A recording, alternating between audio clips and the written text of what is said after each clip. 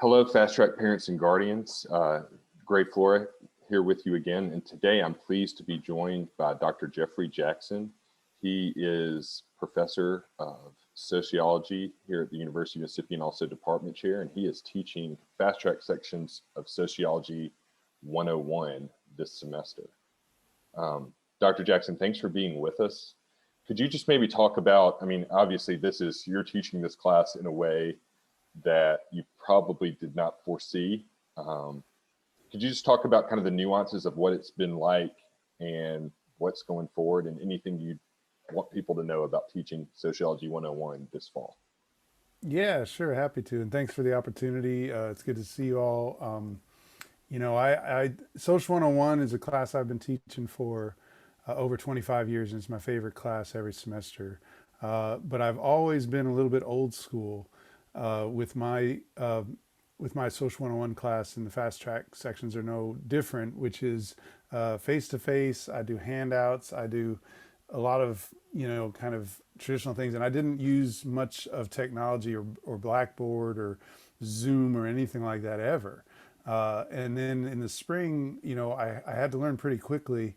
And then this fall is my first time actually teaching the Social 101 course remotely. And what I can say is that it's been bumpy at times, both for the students and for me. We've all had to adapt to this new environment, and the thing about Blackboard is it works pretty well, but it's no replacement for what we normally have. And so both the faculty member, in this case me, we're getting used to this, and the students as well. And so what we tried to do when I put the course together in this new modality, as they call it, is build a lot of flexibility and build a lot of opportunity for there to be some adjustments along the way if need be, and also to give students some flexibility in terms of how they were going to be assessed. So for example,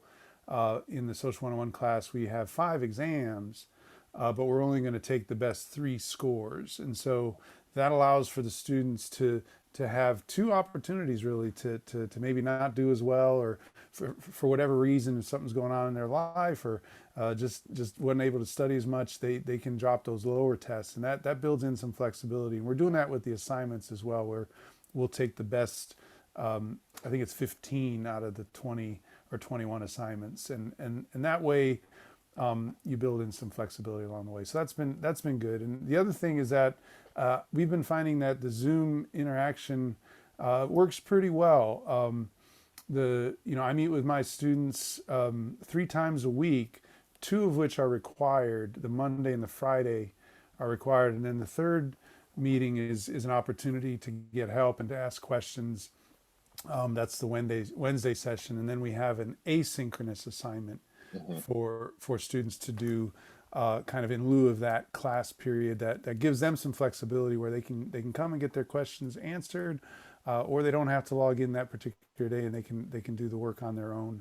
And that seems to be working pretty well. I did survey them early after about 3 weeks to let them know, to ask questions about how they were doing, and there were some things that they thought were going well, and some things they told me like they didn't think this was working so well. So we made some adjustments then, and we're surveying them now again, a little past midway through the semester, to kind of get that feedback as well. And so we've been trying to listen and to kind of support the students as much as we can, because we know this has been real hard on them too.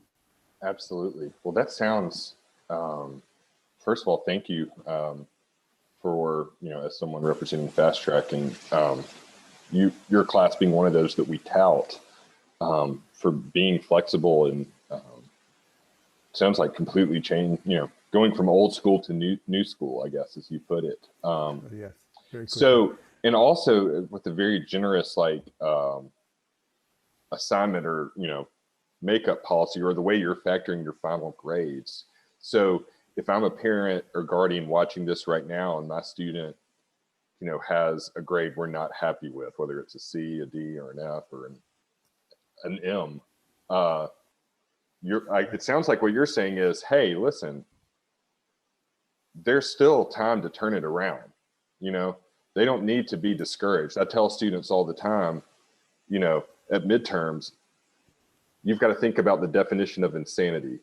The definition of insanity is doing the same thing over and over again, but expecting a different result. And you've got to think about, okay, what I've done in this class so far clearly has not worked. So I'd be crazy to keep doing the same thing and just hope it gets better. I've got to switch things up. But you're saying in your class, like if students want to switch things up and really prepare, um, and reach out to you, I guess, or is there Yes. TAs? Yeah. Yeah, we have a TA in the section, Randy Morgan, and Mhm. both he and I are available to help. Right. Um, the third exam of the semester is next Friday, October 23rd, and so I've told students, okay, now we're starting to run into where some of these grades are going to have to apply. So the week 9 exam is next Friday, the 23rd. They have the review sheet already. They can start preparing for that.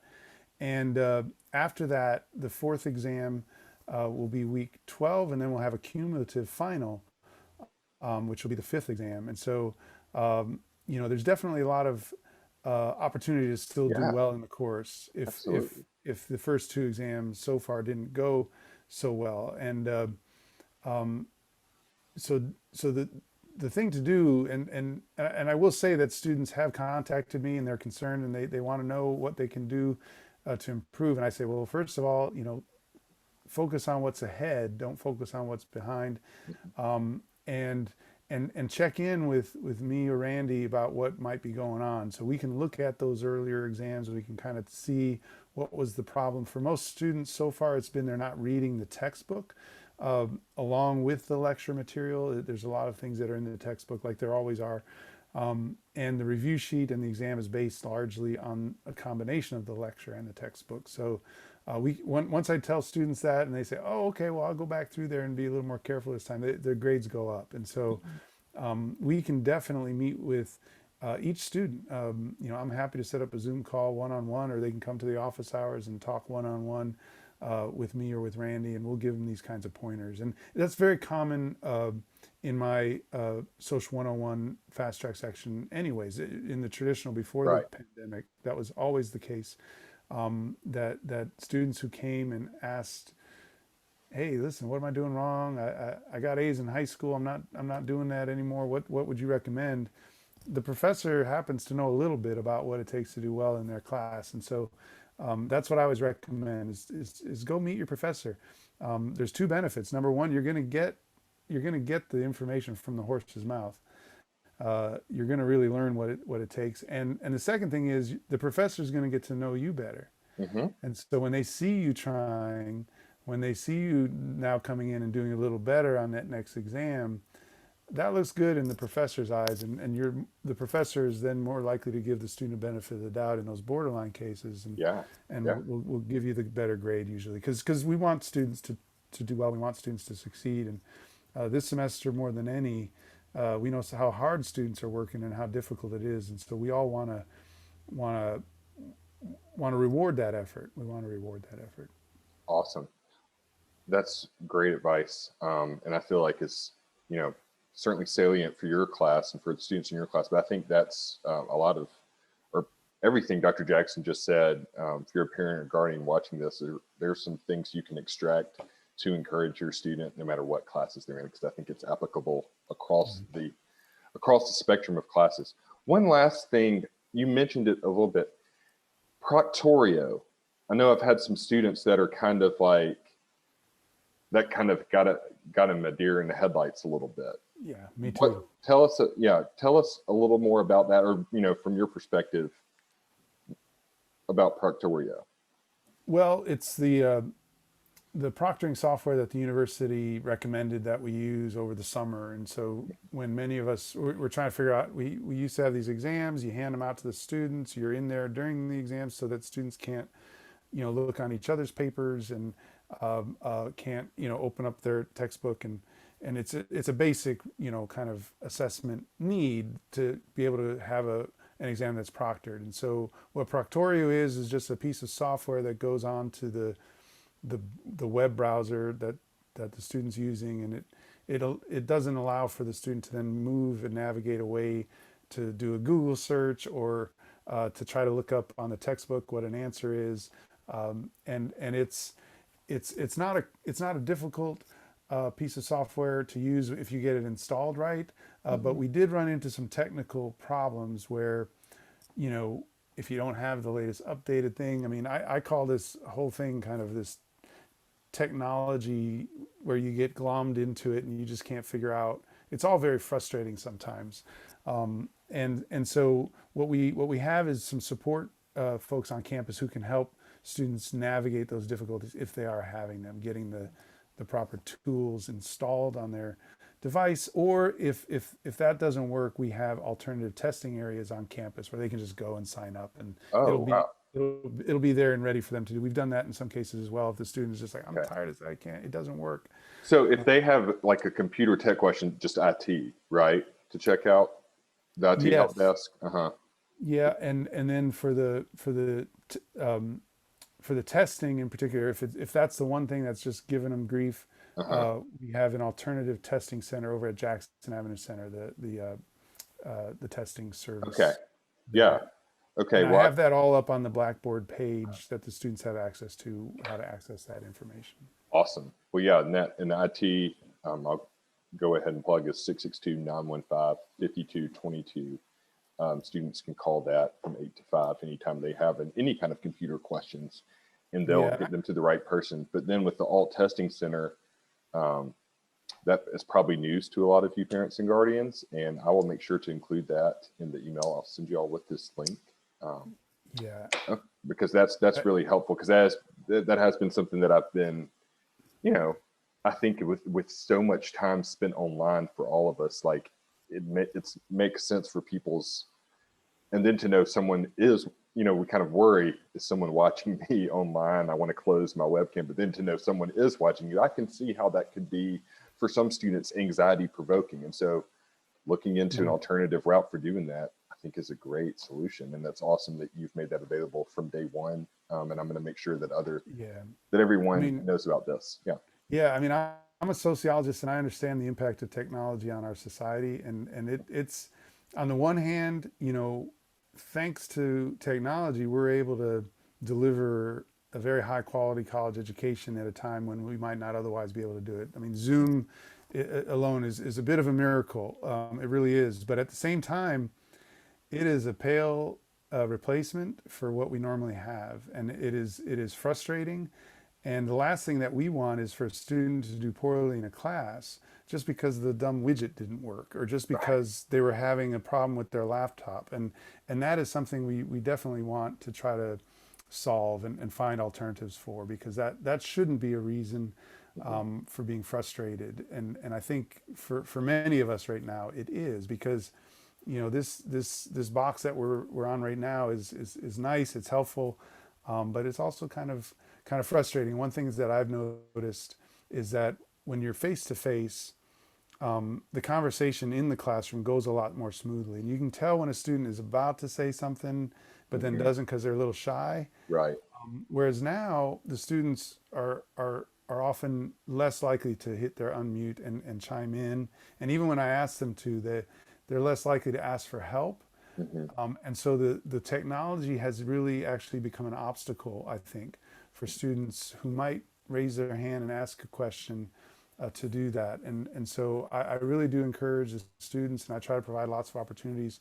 You know, if you want to stay on the call after late when everybody leaves and answer your question, then we can do that.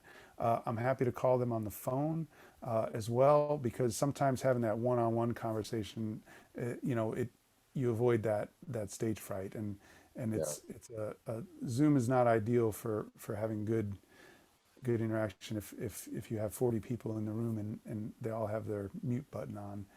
It takes a lot to unmute. Yes. Yeah. Well, it's just that extra step for That's right.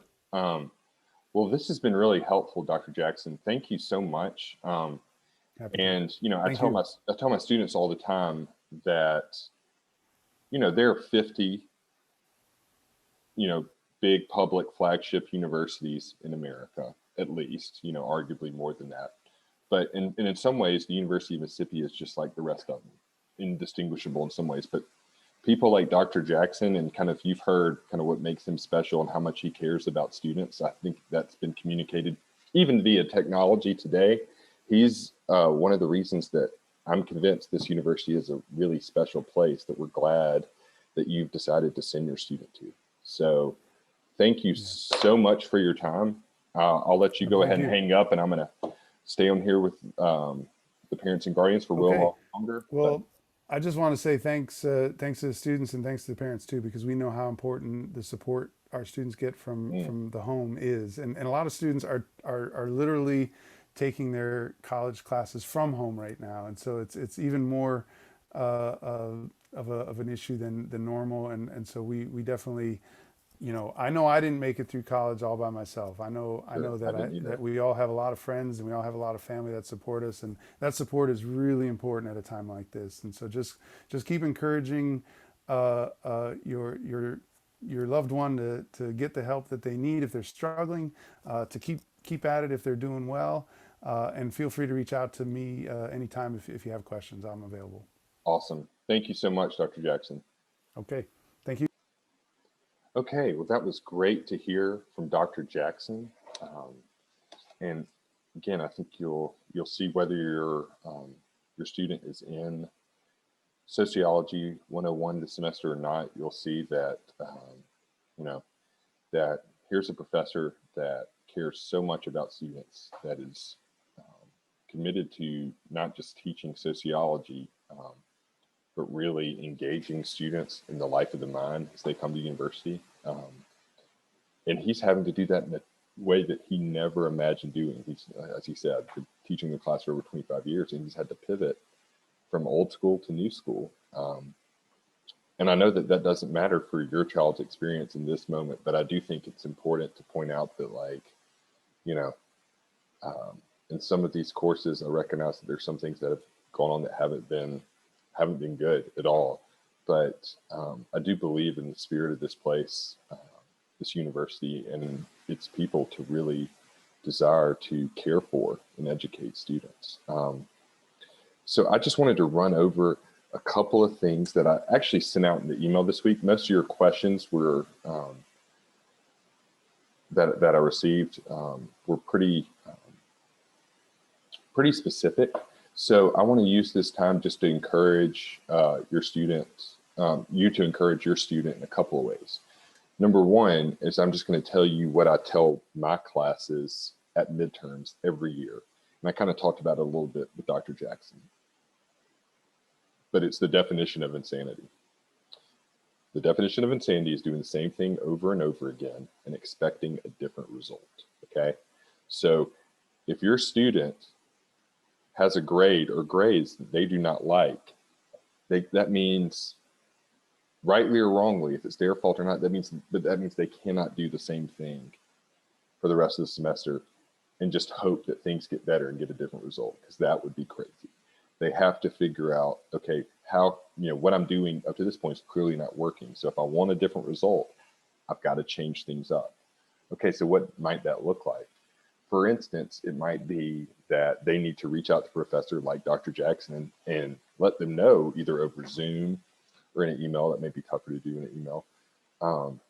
Let them know, okay, here's how I've been preparing for the test. These are the notes I'm taking. You can even, scan them and show them to them. Show them, hold them up on the screen. This is what I'm reading. This is what I've not been paying much attention to. These are the actual methods, whether it's flashcards or, calling out things to each other or just kind of reading over notes. This is how I've been studying. What do I need to be doing different? A professor is going to respond well to that because they're seeing your student really want to engage and learn the material. One of the things just generally I tell students that a lot of times they haven't tried when it comes to studying, I do emphasize this earlier in the year, but a lot of times it doesn't click until they've maybe had, a poor grade that's gotten their attention, is the best way to ensure that you know something is to try and teach it to someone else. So that can be a good time to try to reach out to someone that maybe you know from the class, or even if it's just reaching out to the TA and saying, hey, would it be possible for you to see if there are other people in the class that want to get a study group going? I want to be able to go over the material with other people maybe that are in the same residence hall as me, et cetera. they'd be happy to accommodate your student with that. And so if the student can maybe sit down with a peer and actually try to learn the concept that they're learning in the class, and then actually try to teach it to their fellow student and kind of go back and forth that way, that's a great way to really master the material, because a lot of questions are going to be answered or going to be asked by professors on tests in such a way that it's not about just getting it's not about just kind of memorization. They're wanting to see that your student really understands the concept. And so I think feeling like you're prepared enough to teach it to someone is a way to really force yourself to actually learn the concept and not to memorize. The other thing I've reminded the students that I teach and mentor, and I want to, and I recommend you encouraging this to your student, is looking at midterms, looking at going back and revisiting the syllabus in each of your classes, and looking and seeing, okay, in each class, whether it's Sociology 101, whether it's Biology 102, whether it's EHE 105, Writing 101, Theater 201, etc., looking at the syllabus and say, okay, today's October 16th. What points are there still left to get in this class? Okay, so that means like, not only to mean like how many exams or papers do I have, which those are important, but what about participation points for the class? What about homework grade? Any extra credit? Any of those kind of things? I recommend students literally get out a piece of paper or pull up a Word document and say, okay, here are all the different opportunities I have for points between now and the final. And make sure that all of them are taken advantage of, that you kind of get, you make sure they're taking advantage of cheat points. I use an analogy of baseball where when you check your grade, when your student checks your grades at the end of the semester, and they maybe see a grade that they're not crazy about, they want to at least be able to say, I did everything I could and it just didn't work out. But if let's just say we see a B, this is more the sunny version of this, and you're like, man, if I would have just followed up on that extra credit assignment, if I would have just turned in my homework 2 or 3 more times, something really simple like that, I would have an A. And so it's about getting those cheat points. And just in the same way with baseball is that, we try to just hit the home runs, meaning like we try to just do well on the exams or the papers, but we need to hit the singles and doubles and bunt runners over and, not leave any runners stranded on base. And those are the little things, the participation, showing up to class, whether it's in person or not, actively participating, that gives you points. Just those little things like that. And again, they're all laid out on your student syllabus for each of their classes, and making sure that each of the cheat points are taken advantage of from here on out. So those are a couple general things that I'm going to send in the email to you all, but I'll just review right here. You got most of these in the last email that kind of announced this video. So starting next Wednesday, October 21st, all faculty and staff, so Wednesday, October 21st, all faculty and staff who are teaching a class in the spring semester, they have to declare the modality of that class, meaning they have to say this is going to be, and some of those are directed by their department. Each department does things a little different. They all govern in different ways. There's not one set way of governing all classroom instruction or all class instruction at the University of Mississippi, and that's not something unique to the University of Mississippi. That's how the overwhelming majority, or basically all public American higher education institutions, university settings do it, is that it varies by the departments, and they faculty do have academic freedom in the way they choose to disseminate information. All that to say, that's the bigger thing, but just short term, know that by next Wednesday, all faculty who are teaching in the spring will have to declare what modality their class in the spring will be delivered, whether that's in person completely, hybrid, half in person, out person, remote, meaning they check in on Zoom and like they have class, but they have to tune in. It's not in person. Or online, asynchronous, meaning that it's assignments and things to watch, but the student does that at their own pace, but there's due dates they have to hit.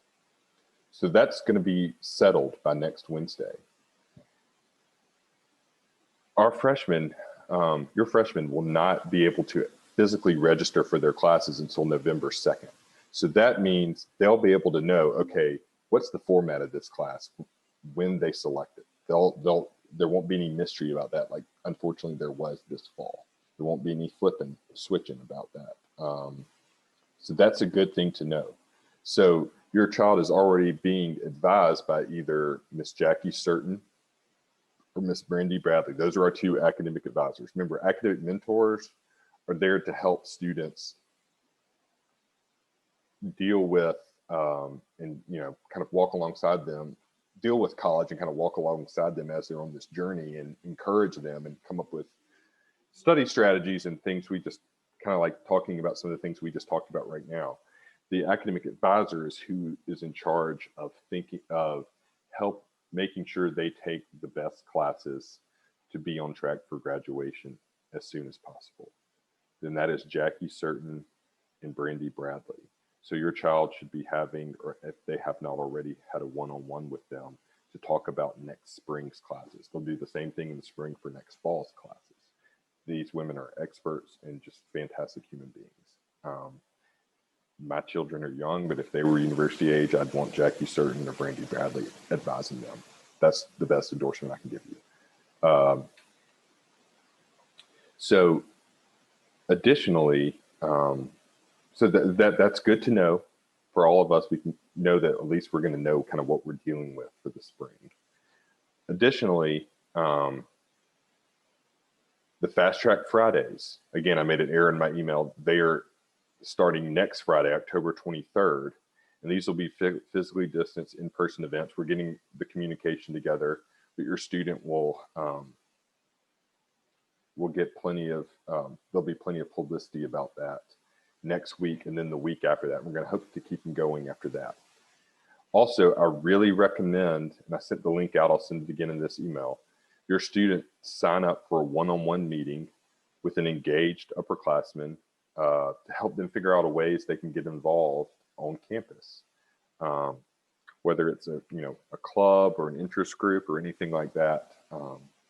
It's a really good, it's a really great way for your student to get to know a caring upperclassman and for them to encourage them about ways they can feel connected and involved, because I know that's really tough right now in the times of COVID.